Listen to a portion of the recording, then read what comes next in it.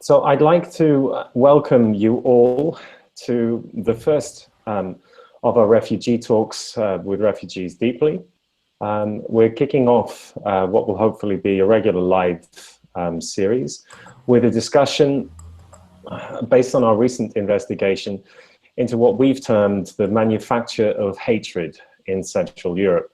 We've been looking in some detail into what are record levels of xenophobia in Hungary, in the Czech Republic, Slovakia and Poland, a group of nations that have come to be known as the Visegrad Four. In these countries, we've seen fear of the other stoked up both by governments, by private media. In looking into this, there was, I guess, an assumption that some of these attitudes were just inherent in these societies. These are post-communist countries. Some people would say that they have a slightly more shallow relationship with European Union norms on human rights. But the question was whether or not that was really the reason why we were seeing these record levels of xenophobia, or if there was more to it. The results of that investigation gave us really contradicted, I would say, the main idea that this was something that was inherent in the society. We found that from being a fringe issue, immigration had come to dominate national discussions. We found that there had been interference in the media and perception of the refugee question by governments.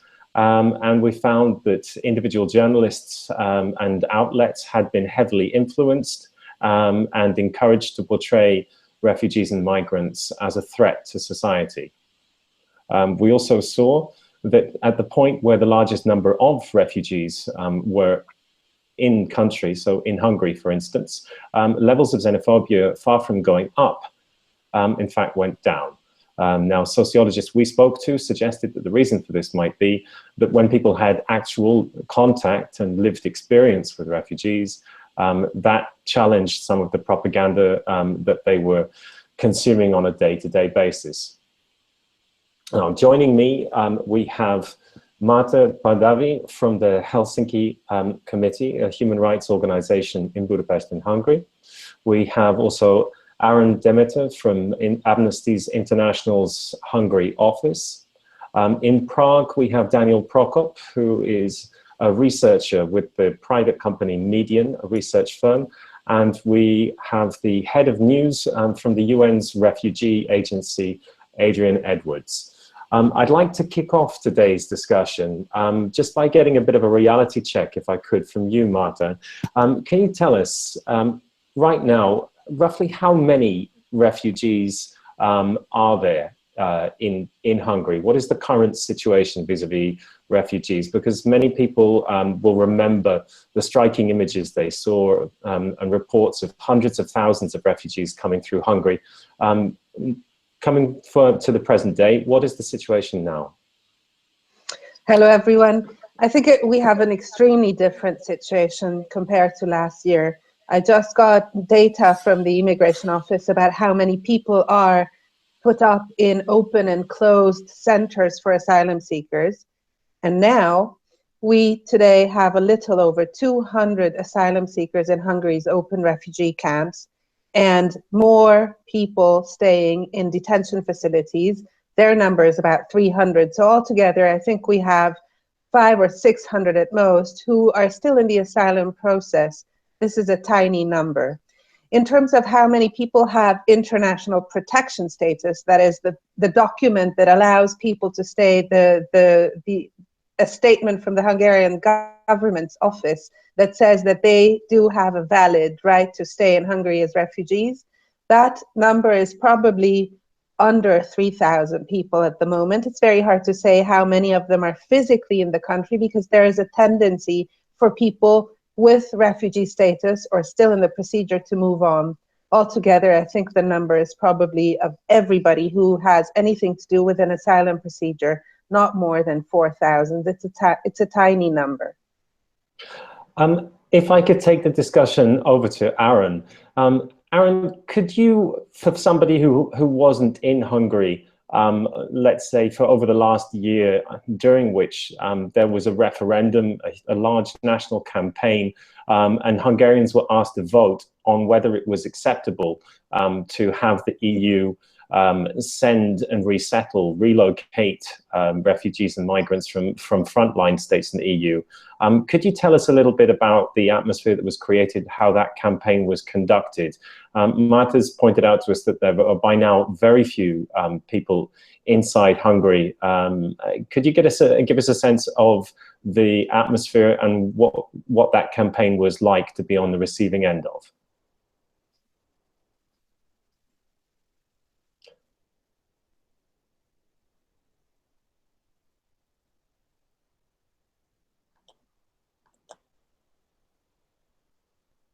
Sorry, we've got a small problem there, Aron. You will need to unmute yourself. I'm afraid that you're muted.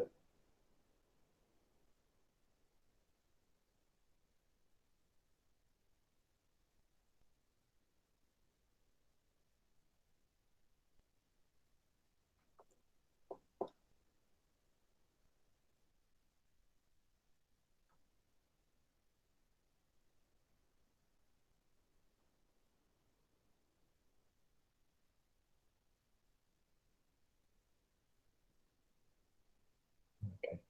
1 second, please.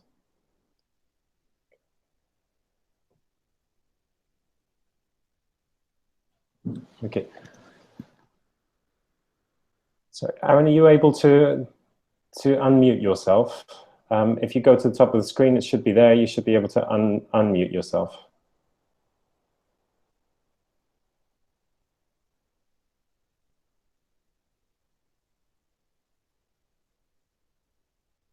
I'm sorry about this, guys, but it seems that there's a small technical hitch. Could I ask you just to call out and call back into the call, and we'll get that fixed immediately.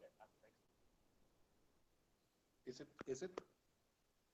It's now seems to be working, Aron. Okay, cool. Okay, I just need you to speak up a little bit. It's quite quiet from your side. Can you hear me? I can. Okay, so. But I'll need you to get a little bit closer to the microphone or speak a little more loudly, please. Okay, so sorry about that. So it started basically right after the Charlie Hebdo attack in 2015.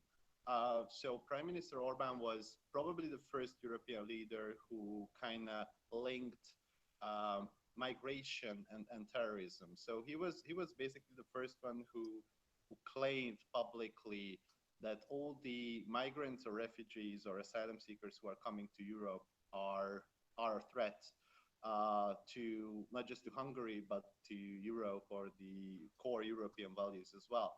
So in my view, the referendum and the ongoing billboards and TV ads and stuff like that is not a separate campaign. It's part of an ongoing campaign that basically started in the January of 2015. And every research and every survey shows that it's working. I mean, in the beginning of the 2012-13, migration wasn't an issue at all in Hungary. Very few people were coming, and it wasn't in the media. The topic wasn't discussed publicly at all. But since 2015, basically, it's from a marginal issue, it became the hottest topic of Hungary at all. And as survey shows, basically we can claim that 60% of the Hungarian population can be described as xenophobes, which is a huge rise from a marginal issue. So the Hungarian government is just keeping putting this on the agenda, and the topic is still on the agenda, despite the fact that, as Marta said, that basically there are no refugees or asylum seekers in the country. But still, people feel that this is one of the most core issue of Hungary and Europe. And frankly, every aspect of the public debate is now somehow linked to migration or the refugee issue. So basically, a refugee issue became something in Hungary that basically covers everything, and this is something that basically from a year and a half, everything is about refugees, and it seems that the propaganda that the government is conducting is working. So many people who has no relationship or no experience at all with foreigners or with migrants at all, they fear and they feel that that only the Hungarian government could protect from them all. So it's a hatred campaign in progress, and I wouldn't say, you know, I think every step of it is a part of an ongoing bigger campaign. So the referendum wasn't, you know, wasn't a campaign at all. It was just a part of a bigger campaign, and now it seems that despite the fact that basically there are no people in Hungary in 2017 as well. Well, if I can cut in there, what's happened in Hungary is not isolated only to Hungary. It's also has echoes in the rest of the region, and I know that Daniel, who's joined us from Prague, has conducted research into attitudes in the Czech Republic, and in fact conducted research into the level of coverage dedicated to refugees and migrants. Daniel, could you tell us a little bit about your findings, and could you tell us a little bit about the numbers involved? I know that we're often told that 80%. That very high numbers, like 80% of Czechs, are opposed to refugees and migrants being resettled in the Czech Republic. We're often told that levels of xenophobia are massively high. Could you tell us a little bit about the numbers when you applied some pretty basic techniques that would be used in the consumer sector to try to understand whether those numbers correspond to real attitudes?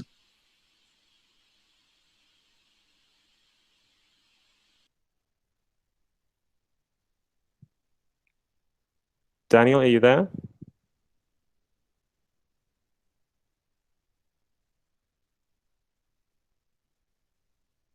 Okay, we seem to be having a little bit of a hold up with Daniel. I'm not sure if he can hear us. Okay, well, while we're trying to get Daniel back again, Adrian, if I could turn to you. Adrian is joining us from the UN Refugee Agency, UNHCR. And Adrian has visibility for the international picture. Now, Adrian, we've begun this discussion looking at Central Europe. The reason we've looked at Central Europe is because as a region, it was instrumental in blocking EU attempts at a concerted response to the refugee crisis that it found itself facing during 2015. Efforts to try and disperse the refugees and migrants arriving and to share the burden across a number of different countries were to some extent hobbled by opposition.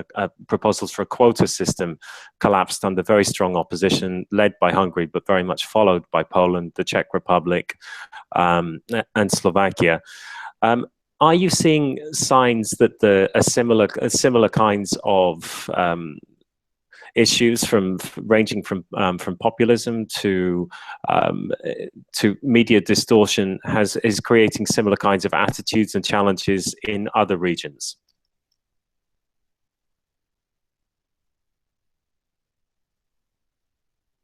Sorry, and also, Adrian, sorry, I'm going to have to ask you to unmute your microphone as well. I'm afraid it's cut there. Okay. That's better. Thank you. Can you hear me now? Yeah, in answer to your question, I'm afraid it is a much wider phenomenon. Over the last 2 years, with the increasing numbers of refugees and migrants we saw arriving in Europe during 2015, we have seen a really dramatic change of the situation. In country after country, refugees have become a political football, as it were. The level of angst about refugees has meanwhile risen to levels that's really no longer in touch with reality. Look at Central Europe, at the area that you've been looking at, and you take the example of Poland, where in Poland, between 2014, 2015, you actually saw a slight decline in the number of refugees and asylum seekers. At the same time, you saw a huge uptick in, if you like, anti-refugee sentiment appearing in media and elsewhere. So there really is a sense that things are out of kilter with realities.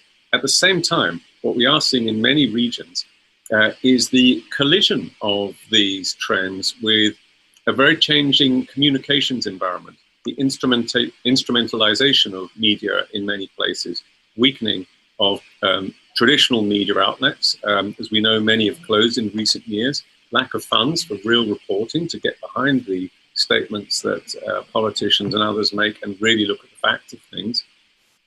Job security worries among journalists. So very often they're afraid to question some of the things presented to them, or to champion unpopular causes or causes that might be difficult to sell to their own editors. And then too, as we saw in Paris, in the attacks a year ago, as we saw yesterday in Berlin, you have, every time there's a security incident happening, you have the way that social media and media works, and the first questions that come up is, was this an asylum seeker? Was it a refugee? Very often, when the facts come out, it had nothing to do with that. But even if you look at that very question, the premise of it, there's a real causation issue here. Refugees don't cause insecurity, neither does any other group cause insecurity. Criminality, other acts like this are caused by individuals' complex motivations, which can really only be gotten to the bottom of through proper investigation. So we're in this changed environment now where refugees are suddenly political, and that's where really all the dangers are coming from right now. Adrian, you've spent some time, you're on the communications side of things. It's easy to say that we need more reporting, we need fact-based conversations. Is it simply the case? There is a lot of fact-based conversations going on. We are one of a number of independent journalism outfits who are spending time trying to do investigations, trying to do resources. Do you think it's simply the case that the narrative of fear, the narrative which connects newcomers to terrorism, to economic disadvantage, that this kind of narrative just works better in popular media than a discussion rooted in facts and often the complicated picture of integration? Well, it's a complex situation. Facts matter enormously, and it's terribly important that the truths are still there, that real work is done in presenting the actual facts of what's happening, because that, at the end of the day, will be where the pendulum, I suspect, will swing back to. But what we're going through at the moment is a period when populists are on the rise. How populists work, of course, is that they present fears and they present themselves as the saviors. At the same time, fear, what's the effect of fear on all of us? Emotions are extraordinarily powerful. We've seen that time and again in elections everywhere over the last year, and in numerous other instances in this period that we're currently in and in other periods in history. We know that fear has a specific effect on people. It creates an environment in which people start to question their own beliefs and own principles. So when you hear someone telling you to fear something, you ought to be thinking very, very carefully about what this is doing to your own mind and how it's steering your own thought processes and your own thinking about that. So this is the problem. Refugees are no longer an issue of the developing world. They have come to the rich world. They're presenting themselves in a way where they are seen by, I think, populists in many cases as opportunities. And that's the sad state of where we are today. So emotions are extraordinarily powerful. They're steering how we all think, behave, respond, but incredibly important that the truth does get out there, that facts still remain an important currency of things. And we see this for what really is going on here. Well, one of the key, I mean, let's say key audiences for a fact-based discussion about this has to be the media themselves. Very often, what the media perceives to be true can be in itself disconnected. I'm going to come to Daniel, who I think we've got back with us now, because some of Daniel's findings suggested that the Czech media was in fact taking quite a strident anti-refugee line in the belief that that's where its audience was. But some of his research puts that idea into question.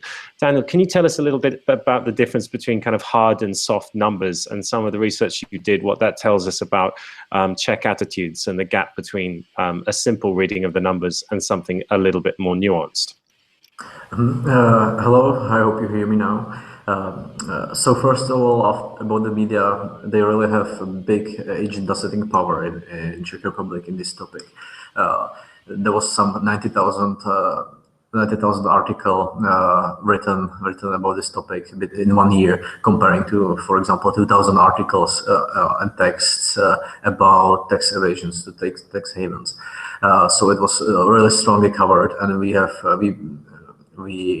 do electronic measurement of TV in Czech Republic using technology and smartphones, so we can calculate what is the connection between exposure to the refugee topic in the TV and the opinions. And it really shows that people who are strongly exposed or heavily exposed to the reportages and things about refugees and immigration in the TV, they think that the topic is very important. There is a significant impact of the TV exposure on the perceived importance. It also was the case of one Czech commercial TV Prima, where it was kind of proved by recordings that they were ordered to report in the negative way, or make the negative aspects of the immigration more salient, which is partly inherent in other news as well, because I personally have many experiences where some kind of positive results of the researchers were covered and the negative ones were more exposed. Where I'm getting to your question, there is a big notion in Czech Republic, or there's some image about public opinion that 80% of Czechs are strongly against refugees, and some 20 or even less are for refugees. It was medialized many times. It's used by politicians and by the parties which are against immigration, which uses it as some kind of legitimization mechanism for their attitudes, which are very radical and not actually corresponding to the opinions. We analyzed the opinions a little bit more deeply in October 2015. We asked a set of questions about accepting immigrants in the Czech Republic and giving asylum to people from war zones in Europe. We measured some attitudes towards or against accepting refugees by these two questions, and then we measured another axis, which was involvement in the topic. How important is it for the people? And we actually found out that less than 30% of the population is in the segment which is strongly involved, thinks that the topic is very important, and are strongly against accepting refugees. Some 12% were in the segment which was strongly involved and for accepting refugees, and the rest of the population, which is around 60%, have some mixed opinions or had or wasn't that much involved in the topic. So this is some real image of the public opinion, which is more detailed and more structured than we usually think. However, when you hear in the media all the time that 80% of Czechs are against refugees and so on, you kind of you are creating the spiral of silence. You are creating the negative views, because everybody who is, or many people who are somewhere in between, kind of tends to accept the majority position. So it's kind of self-fulfilling prophecy to reduce the public opinion and make it black and white, because you are actually creating it in time. Daniel, just to follow up on what you said, one of the impacts of having this perception that there is an overwhelming block of a public opinion, which you've just explained to us how that works and why it's not as overwhelming or as much of a block or monolith as it seems. One of the impacts of that can be that it scares away centrist politicians who feel that they can't afford to say anything at all about immigration issues. We've often seen a total silence from the political center, from mainstream parties. And the effect of that can be just to leave the space. It's going to leave the space to the populists. I'm going to come over now to Marta, because I think, Marta, could you tell us a little bit about what happened in Hungary? So you have a democratically elected government that's taken a very strongly anti-migrant point of view. When it began to run national campaigns, and when it started to whip up a bit of a media hysteria in the sections of the media that it controlled, my understanding is that the NGOs like your own, the human rights defenders, were kind of left a little bit on your own in terms of countering this. That the other mainstream political parties left the issue alone. Was there much mainstream support in countering the anti-migrant line in Hungary? What happened when things intensified there? In fact, what we experienced in early 2015, as Aron from Amnesty pointed out right after the Charlie Hebdo attack, was that there was a very eloquent silence for a good while from the part of the political opposition parties in Hungary to all the very nasty, very marked anti-immigrant statements that the Hungarian government and the Prime Minister was making in public. You basically didn't find any political party or political figure who would have taken a position that would have been more nuanced or would have been noticeable in the public's perception. Therefore, for us as a human rights NGO that's very much focused on protecting refugees and speaking out on this issue, we were basically left alone, stepping out into a public sphere that we as NGOs were somewhat unaccustomed to previously, to be the only voice basically for a long while of refugee protection, of the entire notion that people are fleeing war and they do have a right to move away, to seek safety and to flee persecution.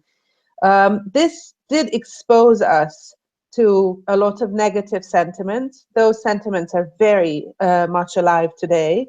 And it took us a while to see others approach this sort of pro-human rights or pro-human kindness position.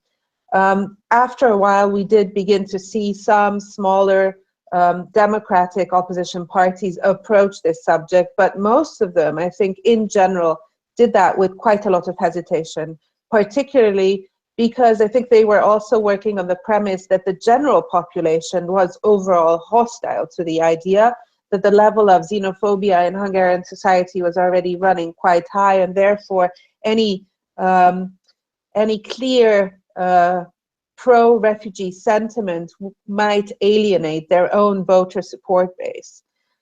It did take, I think, a couple of months until last summer when refugees began to be visible in Hungarian public space, in the cities, in the railway stations all over Hungary, that there was a clear position formulated by the political opposition. And then, of course, you did see a lot of political figures too becoming very active in helping, in giving out all sorts of food or non-food items, donating, helping refugees who were stranded in Budapest railway stations, for example. So I think it was a feeling among the NGO community that we're the only ones who are standing up, and it took a while for others to arrive and to have more of a chorus of voices. But all the while, I think the debate, not only in Hungary, it's very much tainted by a security angle. what we have already heard from Adrian is that the notion of safety is coupled with the idea that refugees must not arrive to Europe, that they would bring with them the insecurity that we fear. And therefore, given how extremely sensitive this subject is in Hungary or in all of Europe, I think there is still a lot of hesitation for any political actor to come out and stand up for very fundamental human rights values. And this is really left to the NGO sector in Hungary. Well, Adrian, if I'm going to come over to you next. What role do you think organizations like your own, UNHCR, and more broadly thinking of the UN and larger international institutions, what role can you play in arming both the media and voices from the political center with the facts, with counter the populists? Is there enough coming out? Are your institutions like your own doing a good enough job to equip people who want to make that argument with the data that they need? Well, we at UNHCR are absolutely here to do advocacy for refugees, for the displaced people of the world, for others too who fall under our mandate. We're here too for Media for Others. We have an active communications and social media team talking about these issues all the time. And we advocate on a daily basis around the world for this. The question you asked, though, is this enough? On its own, no, it isn't, because the forces arrayed against, I think, asylum sentiments against refugees at the moment are very substantial. These are very major political forces at play here. Those are very powerful indeed. If you look at refugees, in some senses, and this is the horrible thing about it, is that refugees are a perfect target for a populist to take on. They have almost no voice of their own to speak up for themselves, no ability of their own to speak up for themselves. And the number of organizations and advocates and human rights bodies, human rights defenders in journalism and other areas who are there to really look deeper into these issues and search for the truth and fact. You know, we together, we still represent a relatively small number. But I think it nonetheless comes back to this point that I was talking about earlier. It is incredibly important that the truths be known. It's fantastic to see the work that Refugees Deeply has done and looking into this issue. It's a conversation, though, that needs to go much wider because I think it really does affect very many of us today. If I can come back to some real basics at the global level here, you hear an awful lot about there being a global refugee crisis. Well, let's go to the truths of some of this. Is that really true in itself? We had bigger refugee numbers globally in the early 1990s. We've been there before. We've dealt with this. Where are most of the refugees? They're not in the developed world. They're in the developing and poor world and poor income, middle and poor income countries. They're not in the places you think they are. Look at the Mediterranean arrivals, if you like, the focus of all the hysteria in 2015 about refugees arriving in Europe. Even there, you've had a very sharp drop in arrivals in 2016, down by 2/3 or so. So there is a sense that we're out of touch with the actual situation here. And as I said earlier, sadly, what's happening, though, is just as the realities shift in one direction, we're seeing the politics coming in, the political footballs that refugees are becoming. This is taking a whole momentum of its own in another direction. So to come back to where I started in the answer to this question, it's not just UNHCR who can speak up on this, can advocate for this. That's our central role, but this takes many, many others to speak in concert on this and try and awaken people to the real realities of what's happening today. I'm going to go back to our two human rights specialists, because one of the questions that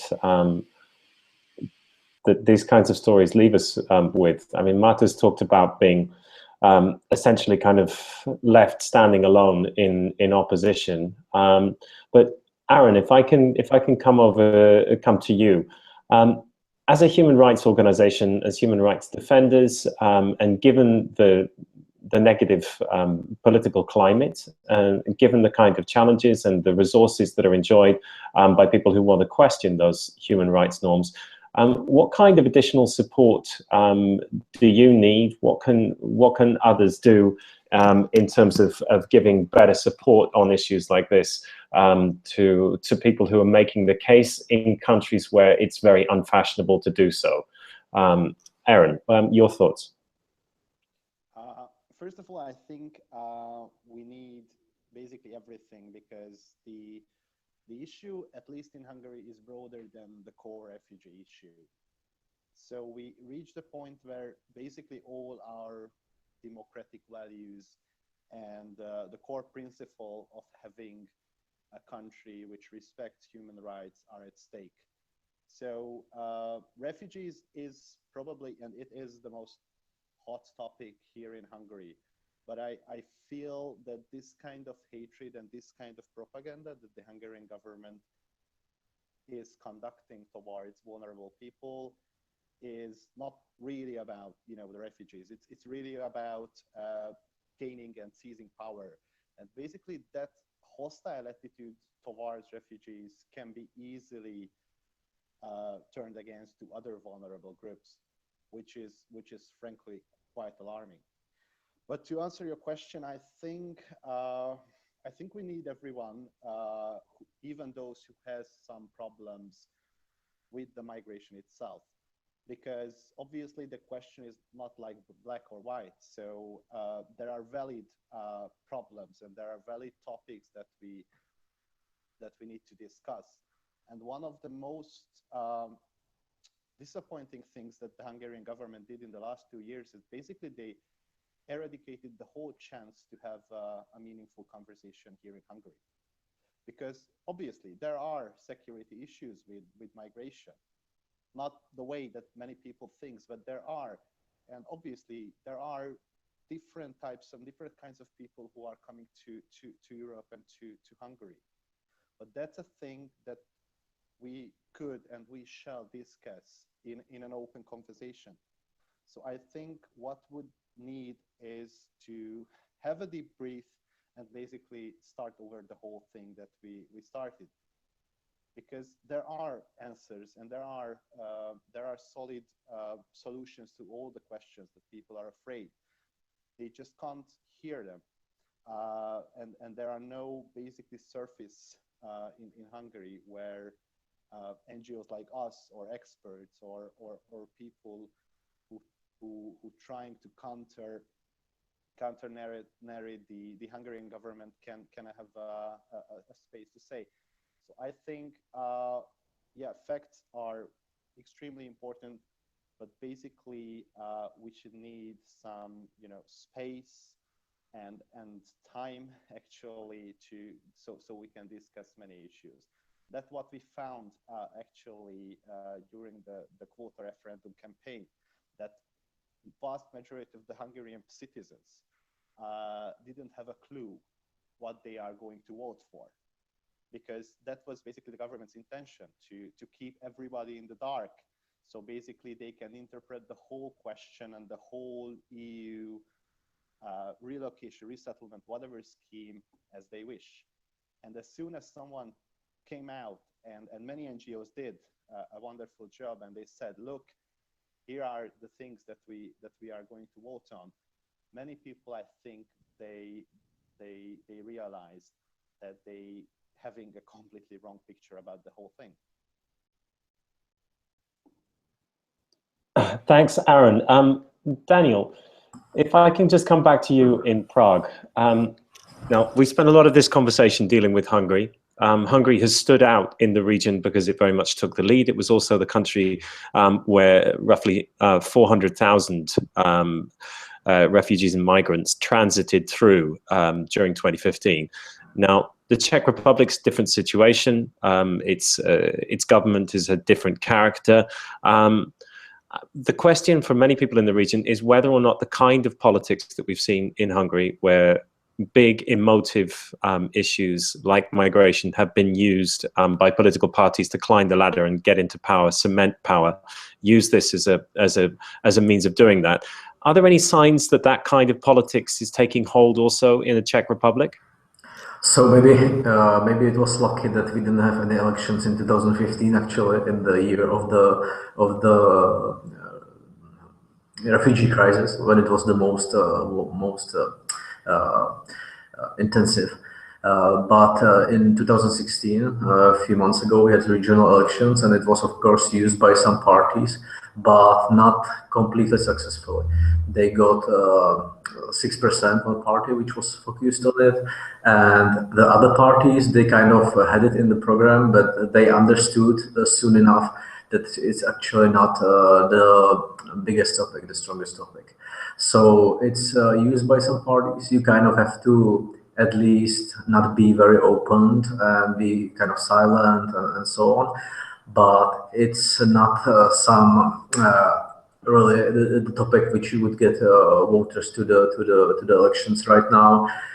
So the socio-economic questions are much stronger now. So I think it's a topic for a party which has around 7, maybe 8%, if they combine it with some other social issue, because in Czech Republic it correlates with some socio-economic frustrations and so on. Because as my colleague said, there is the strong security fear, which is the strongest reason for refusing refugees.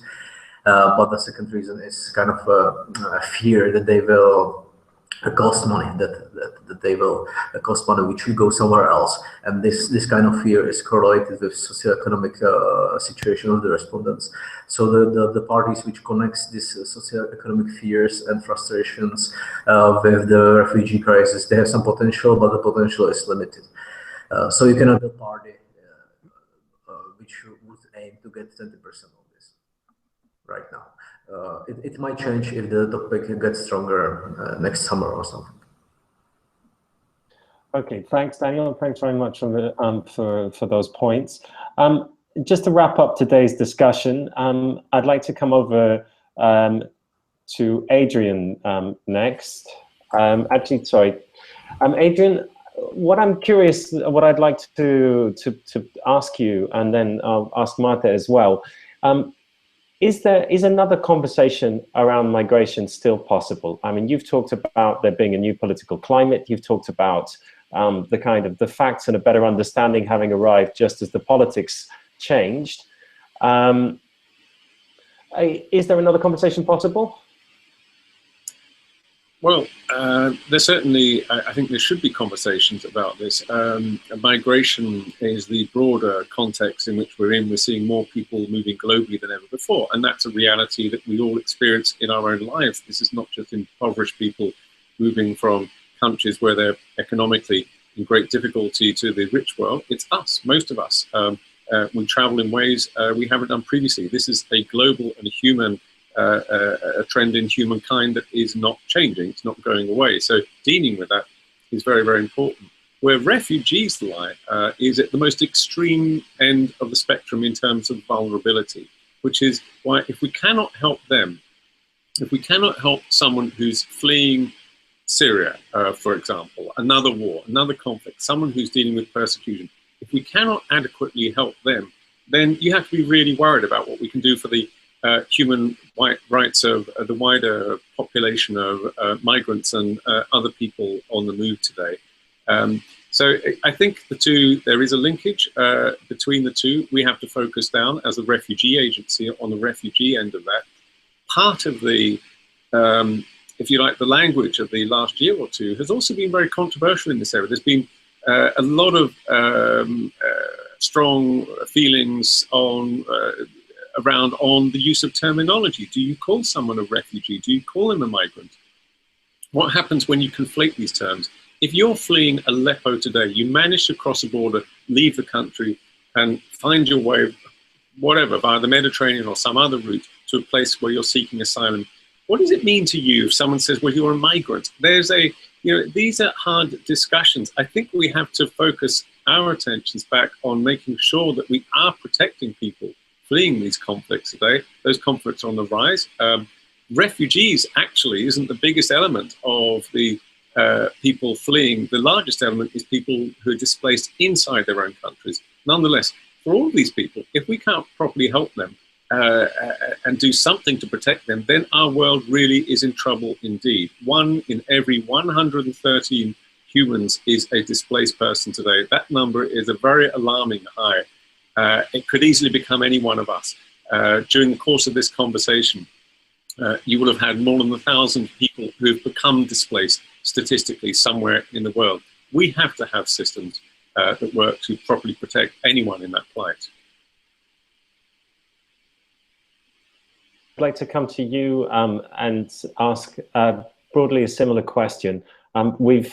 Adrian's kindly given us the international view, given us a bit of context, a sense of that. Looking at the situation as it is now in Hungary, is it possible to start a different kind of public conversation around migration? I mean, is there a sense that we might have reached the limits of fear? A lot of people look to Hungary because you've, over the last 6 years, you've had a sped up experiment in populist politics. So a lot of people are looking to Budapest for any signs that there's a limit to this populism and that it reaches a point where people start to push back. Is there any sign of that, and how's that going? I think there must be a point where people just get tired of being brainwashed about issues that don't really affect them on an everyday basis.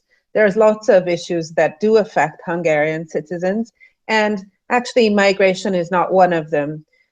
Migration, of course, is around us. It's something that we can't escape, but an ordinary person in an average Hungarian town will not have any direct experience with migrants or refugees in Hungary. It's much more likely that he himself or his daughter would be a migrant in an other EU member state, or would be considering migrating within the European Union. So I think in terms of migration and talking about migration, not only refugees and flight, but migration in general, there is certainly another conversation to be had that focuses much more on Hungary and its membership and the benefits of that membership in the EU.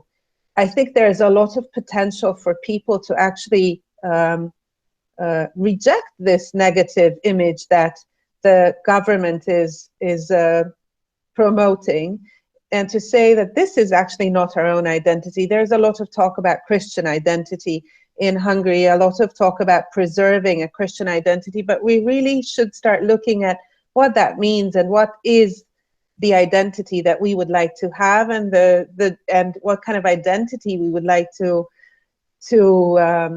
share with the generations to come, who for sure will also be facing migration and the challenges posed by migration. So I think this in part goes into a discussion about identity that should not be left to the populist politicians alone. I feel that in Hungary there's a lot of talk about identity, but that discussion is more or less monopolized by a very narrowly understood and very over-conservative approach to identity. So it's about the kind of people we are and the kind of people we want to remain. And also there's a lot of rational discussion to be had. There's a lot of space for actors who have so far not spoken up to speak up. And I think, at least in the Hungarian, but maybe also in the Central European level, businesses, corporations, simply small businesses to large businesses would have a lot to say about migration. They have so far kept silent, but already we know that the Hungarian economy is facing an extreme amount of labor shortage, partly because so many Hungarians have chosen to live and work elsewhere in the EU. So there is a need for people to come to Hungary. There is a need for people to come to Europe, and we should have that discussion to feed into that overly securitized debate, because it would present a much more balanced and I think a much more favorable and beneficial perspective on the whole issue. But simply, all in all, I think we should just have a a much less, an approach that's much less built on fear, but simply built on human values. And I think a lot more people would be able to identify with the idea of extending a helping hand if we were to approach it this way. Well, I think a lot of us are going to be looking to Central Europe for some signs of hope and some practical ideas on what to do with populists. For now, a lot of politicians have been looking at Hungary for ideas on how they can build their own movements, create their own power structures, gain influence by using wedge issues like immigration. I think it's high time that people started to look there as well for more optimistic signs, ways that these narratives can be combated, ways that we can push back against this fear. I think there have been some good ideas on that front today. There have been some debunking of some of the common misconceptions, and I'm grateful to all of our speakers. Thank you, Adrian, for giving us a proper international perspective. And thank you, Marta and Aron and Daniel, who's had to call off. Thanks very much for joining us, and thanks for your good work in getting out the message and in pushing back against these trends from where you are in the first place. So it just remains that thanks very much for all of the rest of you who have joined us for this, the first of the Refugee Talks. Do follow us on social media, and we will be notifying you of upcoming discussions in the same series. Thanks very much, and thanks to all the participants. Bye for now. Bye.